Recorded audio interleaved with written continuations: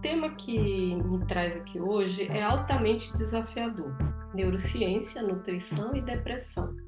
Impactos na neuropsicoterapia MDR. Eu sou a doutora Paula Pedrosa, médica nutróloga, que usa abordagem da medicina funcional, neurocientista e terapeuta MDR e BrainSpot. É deprimente falar de depressão? A resposta é não. O que me motiva a falar sobre esse assunto?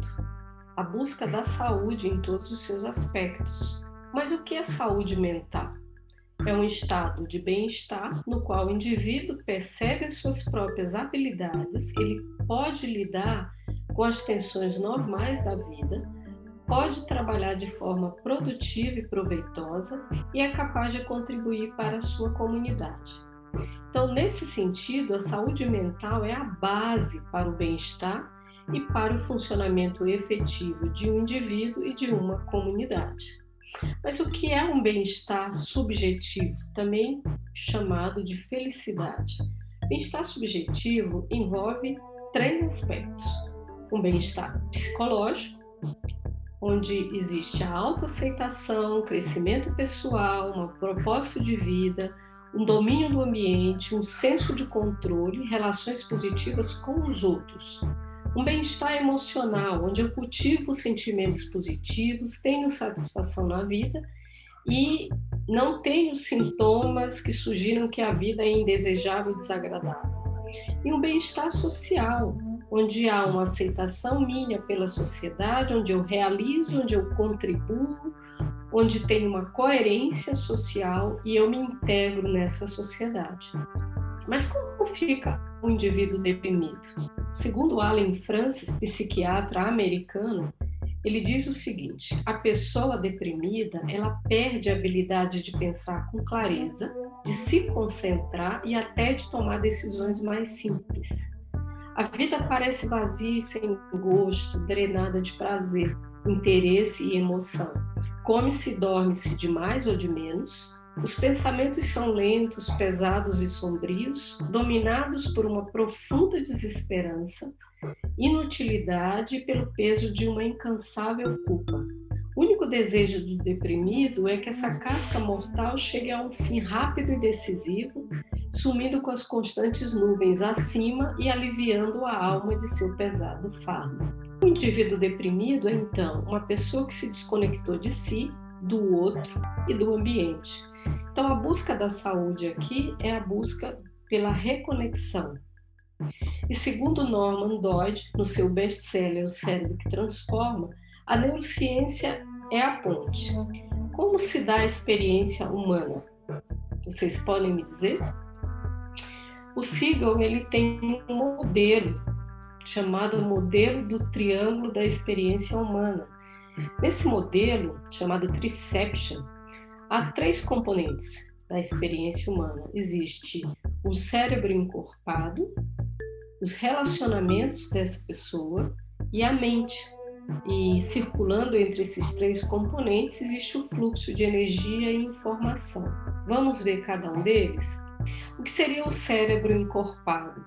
Seria um mecanismo físico por onde circula o fluxo de energia e informação. Envolve tudo, envolve o corpo, envolve todo o sistema nervoso, central, periférico, autônomo, que controla as nossas vísceras. E lembrando que o sistema nervoso, ele é o grande coordenador do indivíduo com o ambiente. O que seriam os relacionamentos nesse triângulo?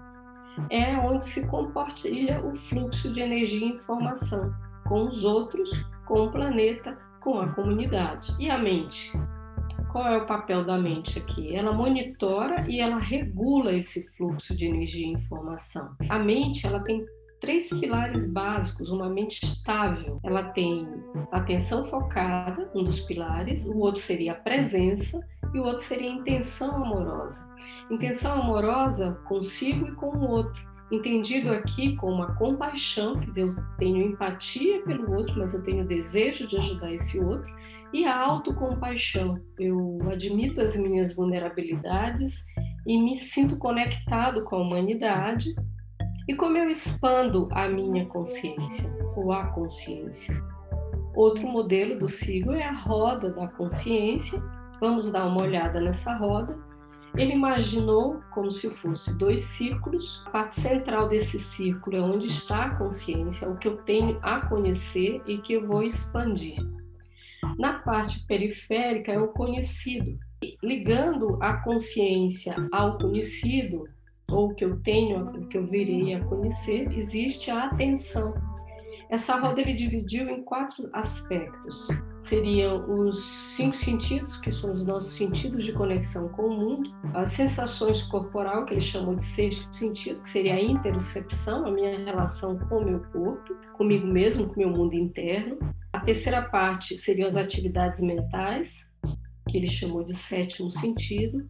E a quarta parte seria a interconexão, conexão com o outro, com os outros, que ele chama de 8º sentido. Eu posso expandir essa consciência à medida que eu foco a atenção nesses vários aspectos. E expandindo a minha consciência, eu desenvolvo estratégias melhores para lidar com o mundo. Outro aspecto dessa exposição é a questão da nutrição cerebral, já que é no cérebro que circula o fluxo de energia e informação. Então, é super importante que esse órgão também esteja bem nutrido. Então, vamos ver o ser humano agora nas suas 4 dimensões. O ser humano tem uma dimensão física, mental, emocional e espiritual, sendo que o espiritual aqui é entendido como propósito, sentido de vida. Qual seria o melhor modelo para ver o ser humano como um todo? Seria o modelo da matriz da medicina funcional. Essa matriz é muito feliz porque ela coloca as 4 dimensões, vocês estão vendo aqui, a parte do corpo que envolve 7 sistemas. O sistema de assimilação, o sistema de defesa e reparo, de energia, de biotransformação e eliminação, de transporte, de comunicação e de integridade estrutural. Tem a parte mental do indivíduo, emocional e espiritual. Ela também mostra a história do paciente, os seus antecedentes, os disparadores que disparam doenças ou perturbações nesse indivíduo, e os mediadores, o que perpetuam esses desequilíbrios. E também temos uma visão geral do estilo de vida, dos fatores de estilo de vida que vão contribuir na manutenção da saúde das 4 dimensões. Então, nós temos embaixo sono e relaxamento, exercício e movimento, nutrição, o estresse e a resiliência a ele e os relacionamentos dessa pessoa. Vamos ver as 4 dimensões com mais detalhes agora. E vamos nos aprofundar no curso. A nutrição cerebral, ela diz respeito a esse primeiro sistema, que é o sistema de assimilação. E é o sistema da sobrevivência básica, porque para sobreviver eu preciso comer e respirar. Então ele envolve digestão de alimentos, absorção de nutrientes, oxigênio e microbiota, que é a flora intestinal. Nós, seres humanos, precisamos de 2 alimentos físicos para nos mantermos vivos. Um é a comida e outro é o oxigênio. Mas como somos mamíferos, nós temos também a necessidade do afeto.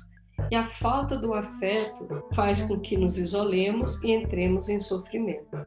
Numa visão agora das 4 dimensões do ser humano, nós vemos aqui com mais detalhes, além do corpo, a parte mental, que envolve função cognitiva e os padrões de percepção dessa pessoa. A parte emocional, como eu me regulo emocionalmente, e a parte espiritual, qual é o meu sentido e propósito de vida, e se eu tenho uma relação com algo maior. Por onde iniciamos a caminhada em busca da saúde no indivíduo deprimido? Eu posso começar pelas 4 dimensões ao mesmo tempo, cuidar do corpo, cuidar da mente, regular essas emoções e do propósito de vida da pessoa, ou iniciar só pelo corpo, regulando todo esse sistema do corpo, pelas emoções, pela parte mental ou pela parte espiritual. Depende da experiência e da disponibilidade do profissional que vai cuidar do paciente deprimido. Uma outra técnica interessante seria a técnica do MDR. O MDR, que significa Eye Movement Desensitization Reprocessing, é uma técnica brain-based, ou seja, uma técnica baseada no cérebro. Uma técnica baseada nos conhecimentos atuais da neurociência, do que se sabe sobre o cérebro e de como ele funciona, de como funciona a sua homeostasia. E ela usa basicamente o processamento adaptativo de informação. Originalmente, ela surgiu para tratar experiências emocionalmente traumáticas, mas ela expandiu. Então, tem experiências também não traumáticas, mas que desregula esse processamento adaptativo de informação. Ela usa estimulações bilaterais para conectar o hemisfério direito e esquerdo e envolve 8 fases. Cada fase dessa tem a função de conhecer esse paciente melhor, prepará-lo emocionalmente para acessar as questões traumáticas, avaliar a memória que se pretende trabalhar, iniciar o processamento adaptativo propriamente das redes associativas negativas, instalar uma crença positiva nessa rede de memória, escanear o corpo, fazer com que o indivíduo escaneie o seu corpo e sinta se ainda tem alguma sensação corporal residual associada a essa memória. Há um fechamento da sessão. Na sessão seguinte se reavalia os efeitos do tratamento, se houve uma mudança no comportamento e na melhora e de como ele lida ainda com essas memórias. Só que no paciente deprimido existem algumas peculiaridades que nós vamos falar no curso. Existem 4 pontos chaves que nós vamos ter que tocar, que diz respeito a um paciente deprimido e um protocolo para isso. Aguardo vocês nessa jornada, foi muito bom ter aqui e falar de um assunto que eu adoro e que tenho experiência dessa forma integrada.